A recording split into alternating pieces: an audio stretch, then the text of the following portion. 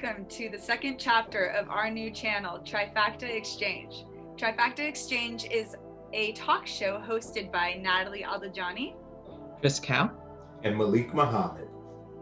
We three individuals openly discuss our many perspectives based on our own facts of life.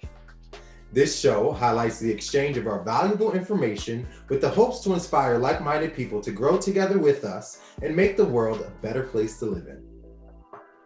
Today's show dives into personality types, how each of our personalities are essential, and how we can make them work together, because we don't need to necessarily agree on everything in order to get along. Personality types, your horoscopes, your Chinese New Year, we're going to dive into all of those things. We're digging into it all today. Excited to kind of get us started in thinking about how our personality drives so much of who we are and the connections that we have with other people. As we mentioned in our last chapter, that we all met on a plane, right? Very randomly on a plane back from LA. And part of our conversation and something that brought us all together is that we are all the same personality type, right? So Chris started talking about the Myers-Briggs personality test, which is one of the most renowned personality exams in the psychological world. And he was like, yeah, I'm an ENFJ. And then I was like, well, wait a second, I'm an ENFJ. And then Natalie was like, well, I may not have taken it yet, but let's see, I think I might be. So Chris sent it out to all of us, again, to make sure that Natalie had a chance to take it a couple days after we got back from our flight. And it turns out we're all ENFJs, no surprise there. But it's interesting because having that piece of the connection, one, bridges us together, but then there's still so many aspects that we are different, right? That we have a different way of how we engage. And we wanted to dedicate today to really start digging into what are some of those personality traits that we bring forward? How does that connect us to other people? What are those astrological signs that might come in a little bit?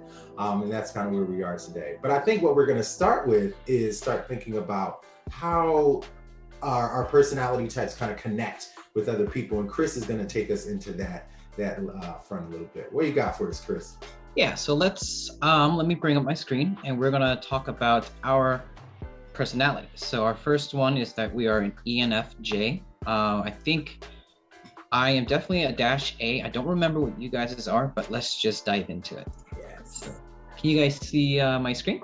Yeah, perfect. Sure can. Yes, exactly. So this is who we are. We are the protagonists. Let me first start off by saying that these tests are not based on like actual science, or in a sense that we take these tests and quizzes to, solidify and understand who we are, but we don't take it literally. We use it as a way to understand who we are and make sure that we know that we're not alone, and it works for us. So Chris, I love that you said that, because one thing that sometimes pisses me off about like personality tests or astrological signs is that it feels like you're lumping all these people into one category, right? But I like to think of them as kind of a guide that gives us language for how we think about our personalities and think about why we do the things we do or say, but not using them as this like strict thing that we have to adhere to. So I really appreciate you giving us that context there. Right, exactly. So let's start off by saying, so the name of our personality is that we are the protagonists. And based off the Myers-Briggs 16 personalities test, we came off of a way to describe it as everything you do now ripples outwards and affects everyone. Your posture can shine through your heart or transmit anxiety. Your breath can radiate love or muddy the room in depression. Your glance can awaken a joy. Your words can inspire freedom. Your act can open up hearts and minds. So with that, we understand that the way we perceive life, the way we go about life really affects the people around us, because we can understand everyone at a certain degree and a certain level. So one of the things that I truly actually appreciate about you saying going into this about how it doesn't define us exactly, but it also makes us reflect on ourselves. So it's going to tell you a bunch of flowery things that are great about your personality, but it's also going to tell you what is right underneath your introduction, our strengths and weaknesses. So it's a way for each person to dive a little bit deeper and have some accountability and actually admit that we're human. There are areas for growth within all of us. Like it's not something that we should be ashamed of to want to grow in our everyday lives. Absolutely. Yeah. So let's dive right into our strengths and weaknesses. So to be honest, and looking at it, I agree with most of what it says, and I'll let you know what that means. So a common trait between all of us is that we are tolerant, reliable, charismatic, I think is what I agree with the most. And altruistic is something that I always strive to be. So is there anything in particular you want me to get into, or shall I just go right into it? No, dive deep. Go in. Yeah, dive in. Okay. So tolerance. Protagonists are usually team players. They recognize that they mean that we like to listen to people, understand people's opinions, even if it contradicts your own, because we understand what it takes to share your opinion. And we want to understand why they do and where they come from. Chris, that's so funny to me because that is literally you in a nutshell, right? That's how we ended up having this whole thing come together in the first place, because you were that person that was just trying to understand why, right? Really looking at why and how we were engaging in the ways that we were engaging. I absolutely love that. Absolutely. I'm really curious because Nat, when he was describing kind of this notion of like being able to just impact the folks around us in various different ways. I wonder how much that resonates for you, especially because you're doing like this matchmaking thing now. Like, tell me a little bit about that. Mm-hmm.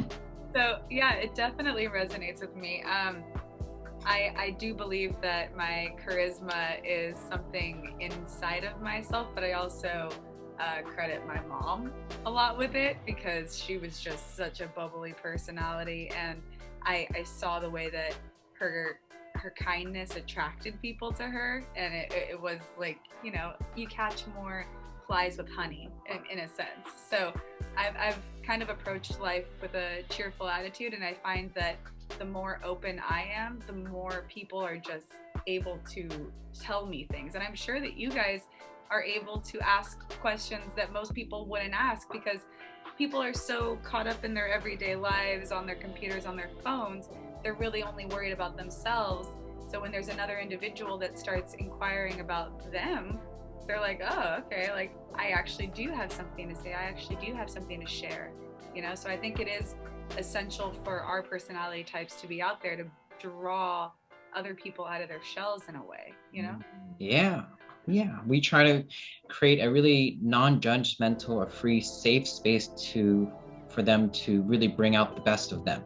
Because when we can hear their true voice, it's an easier way to communicate. It's, I love that open dialogue. Yeah. Right? Something that I'm curious about, or that I kind of want to share with our audience, can you tell us your horoscope, Chris? Yeah, so I am a Taurus. I was born April 28th. So it really ties into our personalities. And shall we go to it now, or should we go after this? Well, I'm just curious if you see any similarities between Taurus and ENFJ, if that kind of... Yeah, let me see if I can pull this together. Yeah, I'm interested to hear about that too, because, you know, I am a Cancer, right, within my horoscope. Mm-hmm. And when I think about that, like there's this essence of Cancer as being really empathetic, right? Having this sense of sensitivity and connecting to folks. So I definitely feel that connection between Cancer and ENFJ with this essence of like connecting with people, right? And doing so in a way that is really coming from a place of empathy that drives so much. But again, I'm that person that have never really been into astrology and zodiacs and stuff. I'm like, no, I don't really care what your sign is, right? Or sometimes people, that's like one of the first questions that people will ask you. They're like, oh, what's your sign? And I'm like, okay, now I'm a little off put. Let me check myself, right, in terms of that bias that I hold. But it's like you're handing them a handbook on you, right? And you want people to be interested in you. You want them to figure out your mystery. You don't want them to just have oh, this is how I handle that person. No, figure me out. Put the time in to figure me out. Like, right. I'm like, I don't have the time and energy to be sitting here telling you like this overarching thing of who I am. No, get to know me for me, right. outside of just my sign. Yes. Right. Right. I'm a Scorpio. And so when I say that word, a lot of people go, oh, Scorpio. And I'm like, okay, I get it. Like, I understand that we can be seen as a little brash at times, but I'm also part Sagittarius. So I have like a happy-go-lucky kind of streak in me. Like, don't count Scorpios completely out. Like, we are very passionate individuals. So it comes off as angry or too sensitive at times. And it's just, it's something within us, you know. Our mystery is worth figuring out at the end of the day, I believe. Yeah. So what do you find to be your biggest connection between Taurus and ENFJ, Chris? The fact that we value people and our relationship with them, whether it's a love relationship or a friendship. I place a lot of value and I place a lot of respect in my friends. And so the fact that Taurus are very grounded and they put a lot of effort into their friendships to nurture, to make them function, even at hard times, it really goes hand in hand with being reliable and being tolerant of people's opinions, because that's how you can nurture a really good friendship or relationship with someone. And so I agree with that sense and how they kind of connect, right? So there are some similarities. Yeah, Yes. that's pretty interesting. I want to know where Malik sees his biggest connections in here. Well, yeah, I think the biggest connection for me, and again, I'm going to be totally honest, I don't look into totally what cancers are supposed to be entirely. The biggest thing that comes out to mind is like that essence of being sensitive, which sometimes really annoys me. But I think that in itself becomes a whole extra layer of like this notion of like men are not supposed to be sensitive. So I'm trying to avoid this essence of being sensitive, or being sensitive is seen as a negative thing. Right? Like, I feel like people are always like, oh, cancers are just, you care so much. Like, why do you care so much? And to me, that lends itself to like altruism, right? Being altruistic is stepping outside of yourself, doing what you can to be there for other folks, right? This overall essence of desire to do and be good, right? I feel like that kind of correlates with this idea of being Cancer. But then also kind of the reliable nature, right? The loyal nature of Cancers, always knowing that we can rely on folks. So those are the things that I gravitate towards. But of course, it's the negative aspects that I'm always like, that's not me. No, I ain't got nothing to do with it. Where I don't really, it's interesting in that. Which brings me to, I think, Chris, it'd be cool if we start to look at some of the weaknesses that are associated. That's probably where I take the most interest in, because it's nice to hear good things about yourself and then, reinforce that these traits are good around people. People enjoy this, but more importantly, where do you fall short of? And I really think to myself like, hey, is this true? And if I really truly think it's true, how do I make myself better? How do I use this as a stepping stone to make myself a better person, and I do it every day, So a lot of our weaknesses from Myers-Briggs tells us that we're over idealistic, too selfless, too sensitive, fluctuating self-esteem, and struggle to make tough decisions. So out of all this, it has some merit between all of them, except for making tough decisions. I actually enjoy making tough decisions, but all the other ones I have read, and I want to make sure, like, hey, am I being too cautious? Am I putting myself out there too much? Because I know having these negative traits affect the way I am perceived by people, and I want people to understand that these are traits. This is something that I don't want to happen, and if I can see it, I can fix it, Yeah. I like to think of them as not even just weaknesses, but areas of growth, right? Like, where I can continuously grow and expand upon, not necessarily as a weakness, right? I hate that the duality of strength versus weakness, right? Because it continues to perpetuate this idea that there's something wrong, right? But when I reframe it to this essence of like areas of growth, maybe I can pay attention to those moments where I'm being a little too sensitive. Maybe I can paying attention to those moments where I'm giving of myself in ways that I should not, right? Or giving too much of myself without getting anything in return, right? Thinking about that essence of reciprocation, right? That comes into play when we think about the various different relationships in our lives. So the weakness. Yeah, absolutely. The push and the pull in every relationship is apparent for us that we are usually the ones that are giving a lot more of ourselves. And that's not, I don't think that's necessarily a weakness either, because I think that one of the things that our world lacks is the ability to care about others without expecting anything in return. Like altruism. I do believe that you should make friends with people that have your back and that bring as much to the table as you do, but I don't think that your actions should be for the simple fact that somebody should pay you back for what you're doing. Like you don't know tit for tat, or else the energy is just not, it's spoiled in my opinion. It's annoying sometimes when people get into that essence of like keeping a scorecard of how relationships work. I think we talked about this on the plane too, right? Yeah. How sometimes folks are like, okay, I did this for you, so now I'm expecting this.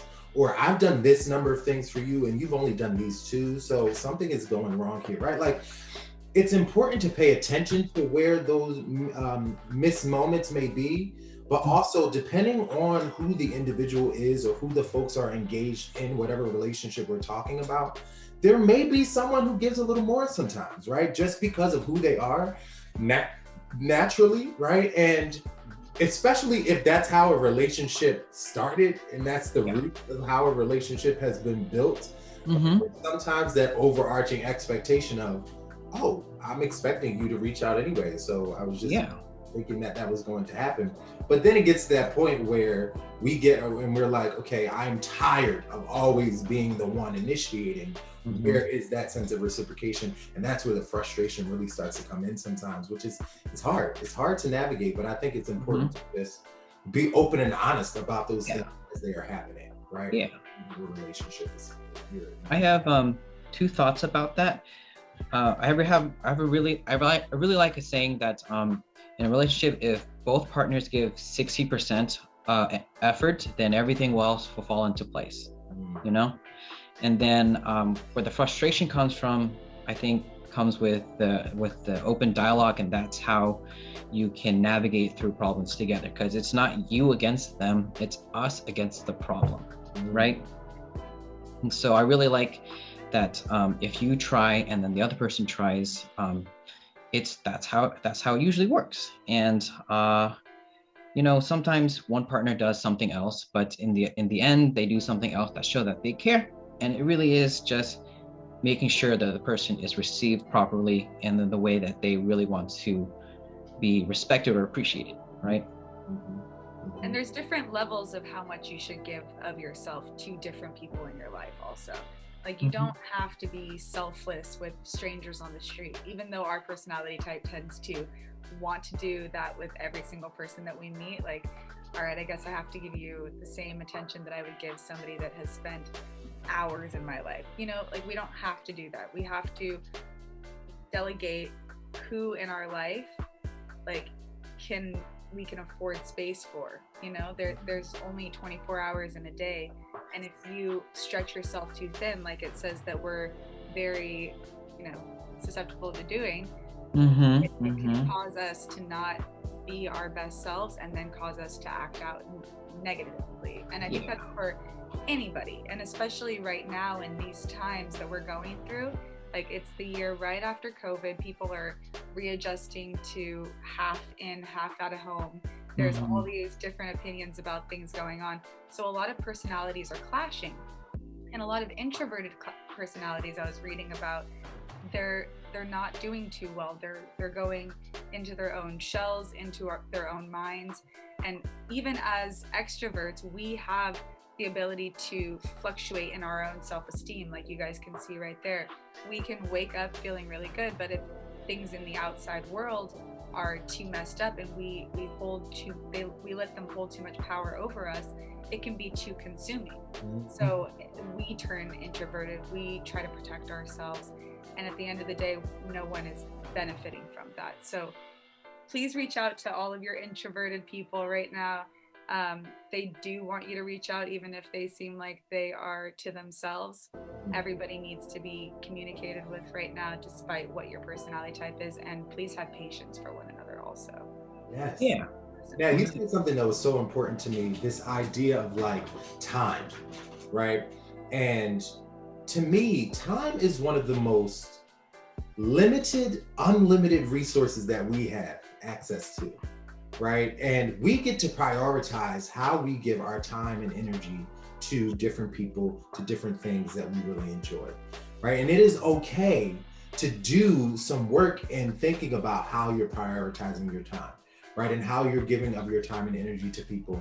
And then the other thing you mentioned was this essence of like being an extrovert versus an introvert. I like sometimes folks are automatically getting to this place of like, oh, an extrovert is like, you just love people. It's all about you and you're so outgoing and this and that. And an introvert is like, you're shy. But it's deeper than that. It goes into much more. Like, it's really about where you derive energy, right? Like extroverted people derive energy from other people, right? By engaging with other people, by doing things with other folks. Even in those moments when they're alone, they're still driving or deriving energy from other people. Same thing with introverts. Introverts, right? They derive more of their energy from the internal, right? They don't need as much of the external pieces, which is why when quarantine really started, introverts were like, yes, like, oh, I ain't gotta go nowhere, I ain't gotta see nobody, right? And extroverts were really struggling because that energy was not there. I'll tell you right now, for me, that was one thing that was so hard, was not being able to engage with people, right? And even just being in the Zoom space is different. It's different. So I love how these things come into play with how we are navigating our social climate right now. Right.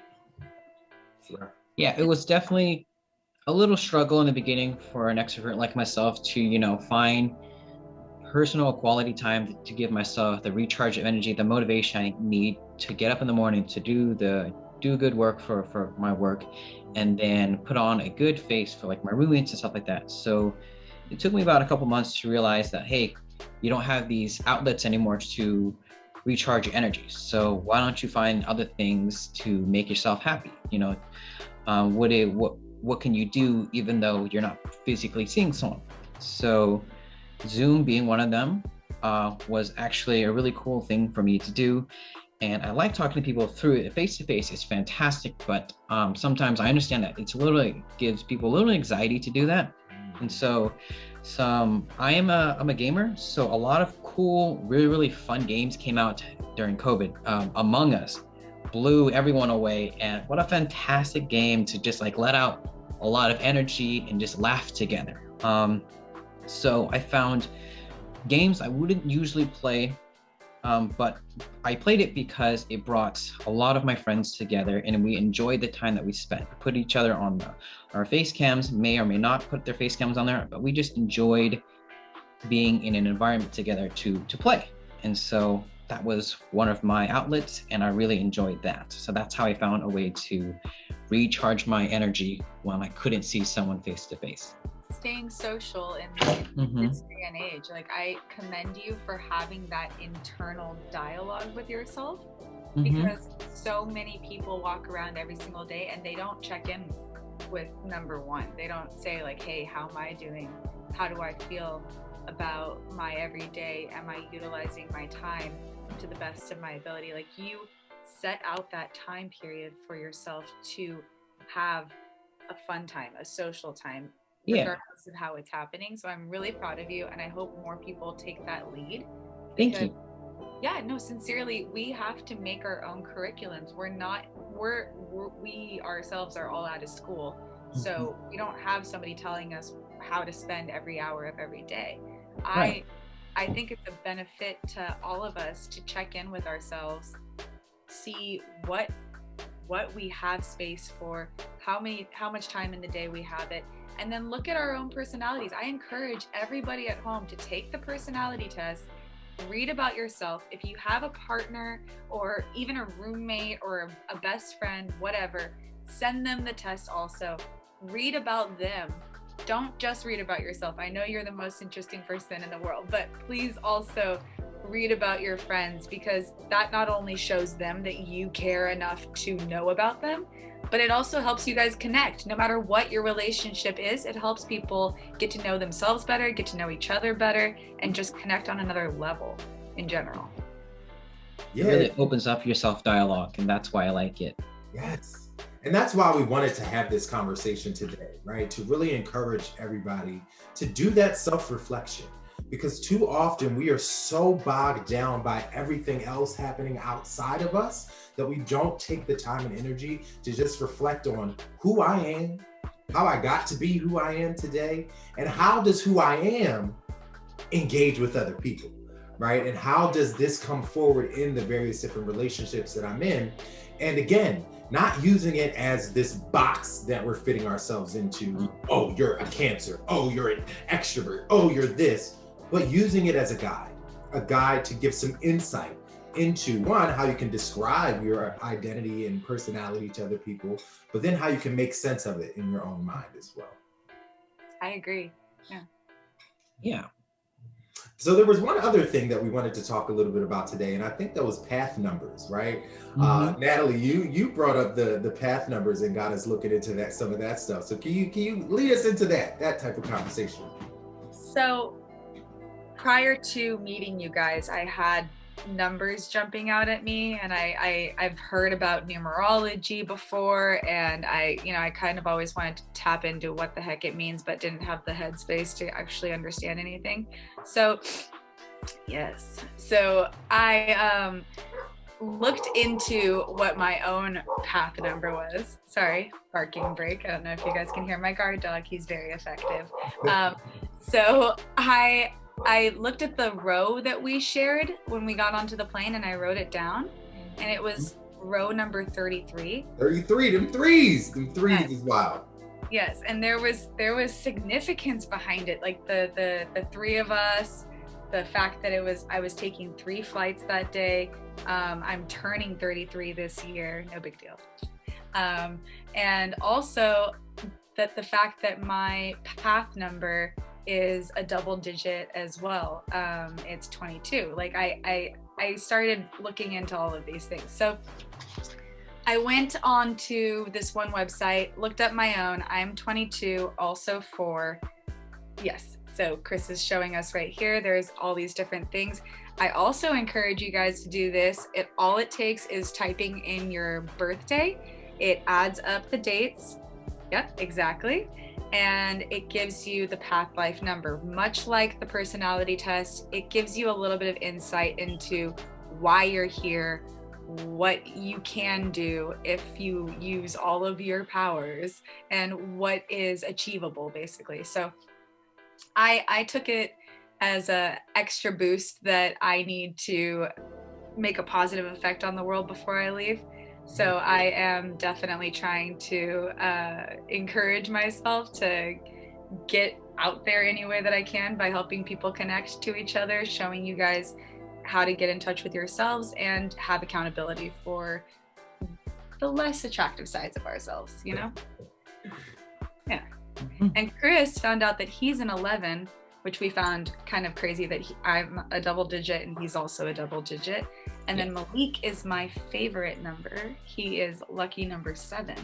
So let us know who out there actually has the same numbers as us. We're curious to know like how common our numbers are, like what you guys find true about them, and be honest with yourselves. We don't like admitting that we have faults, but fuck, we all have them. So why not just relate on them? Like, I can't believe you have that also in your personality. Like, yeah, embrace it. Yeah. We talk a lot about this essence of like authenticity, but authenticity is not just being authentic to other people, it's being authentic to yourself. Amen. Right? True and honest in who you are. And these types of tests or personality things helps you get engaged, right? It heightens that sense of self-awareness, which is one of the things I pride myself on, being a number seven. Number seven, one of the things that really stood out to me was being of a heightened awareness. And I was like, ooh, that feels so resonant for me, because at times I'm like, I feel like my mind is all over the place. I'm connecting so many different dots and bringing in so many layers of things. And I'm like, yes, this feels right. There was also this essence of like spirituality, right? It didn't say anything about religion, but being spiritual definitely resonates for me. All right, so I was intrigued by it. So I would love to hear from our audience of what numbers are resonating for you, what astrological signs you're all coming in with. But the thing that I really do love about the difference between the Myers-Briggs and the astrology and path number things is that with the Myers-Briggs test, you are actually answering questions, right? You're answering questions about how you navigate different parts of your life, how you navigate different relationships. So it feels like it has this sense of accuracy a little bit more than just being like based on my birth date, right? Because then it to me, it feels like there's more of an essence of me contributing to how you got these results of who I am. Yeah, your actions. Just being told, right? Mm-hmm. That's a good point. Mm-hmm. That's definitely the differentiator between everything, because your path number and your horoscope are just kind of assigned to you at birth. Mm-hmm. So the Myers-Briggs is a way for you to figure out, like, who is this person up until now? Because I know people that have taken it and had it change on them. So if you think you're like Malik just recently retook it to confirm that he was in fact an ENFJ, and he is. I am. He's still in our club. Mm-hmm. But that was the thing. I was like, I've lived so much life since the last time I took it. I wonder if there is this new essence of who I am. But at my core, I'm an ENFJ. Mm-hmm. Don't ever stray, baby. It's you all the way.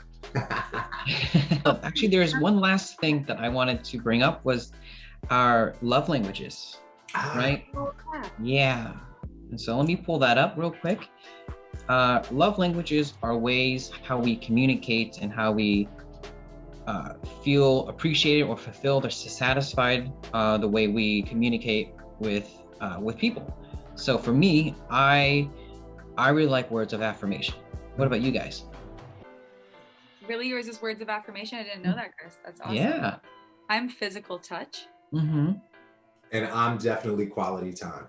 Yeah. Look at us. We're all different. I did not expect that. Yeah. See?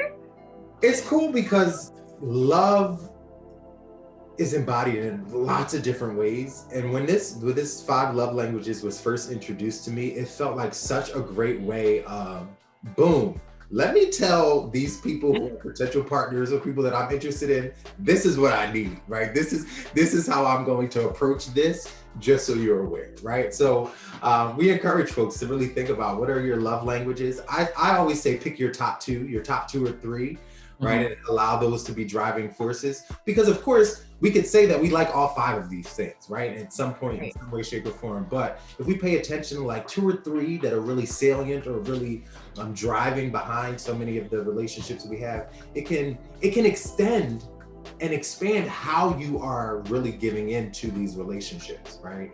Making sacrifices to support someone else's love language that may not be your own, but you're taking that step of saying, ooh, I know they care about this, let me do this thing, right? Like I have friends in my life who I know love getting gifts, but I am not a gift giver. I don't go out of my way to give gifts, because that's not a love language for me. But for this person, I'm like, ooh, I'm gonna get them a gift because I know that means something to them, right? I know how special that is. Mm-hmm.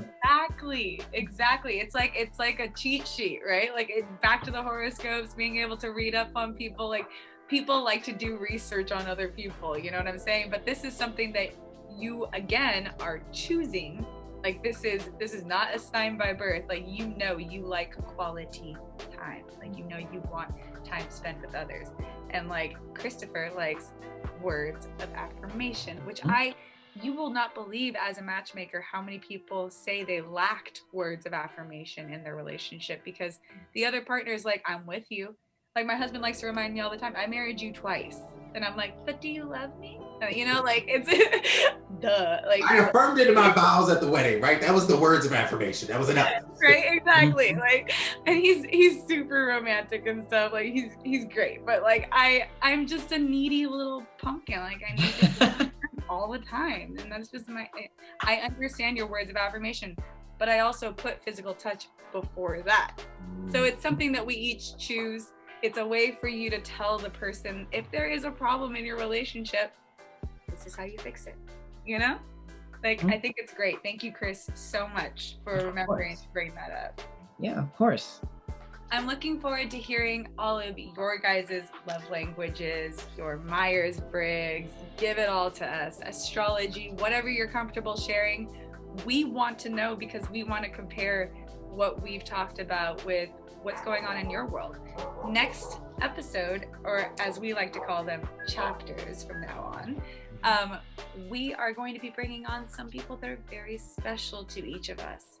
I will be bringing my girlfriend, Kintera. She does social work amongst a million other amazing things, and I will let her tell her story. And who are you guys bringing? Go ahead, Malik. Well, I am thinking about bringing my dear, dear, dear friend, Devin, who is a choreographer and talented director, actor, dancer. He does all types of amazing things. He's a bit of my life coach at times. So I think he'll have some great insights to share with us. So hoping to bring him in and jump into the conversation. Yeah. I am trying to hopefully bring my friend Chewy. We have an interesting start from our story. We met all the way on the other side of the world, and she is one of the strongest people I know because she is in remission. So I really like and respect the way she's going about life, because life has thrown her through many, many loops, and just watching her put on a smile every time I see her is really, really something for me to be appreciative of. I am so excited to meet your people, you guys. Thank you for sharing them with us. Even if they can't make it this episode, they're going to make another one of them, definitely. We look forward to seeing you guys on our next chapter for TriFacta Exchange, and thank you for tuning in to another chapter with us today. Bye. Thank you. Bye-bye.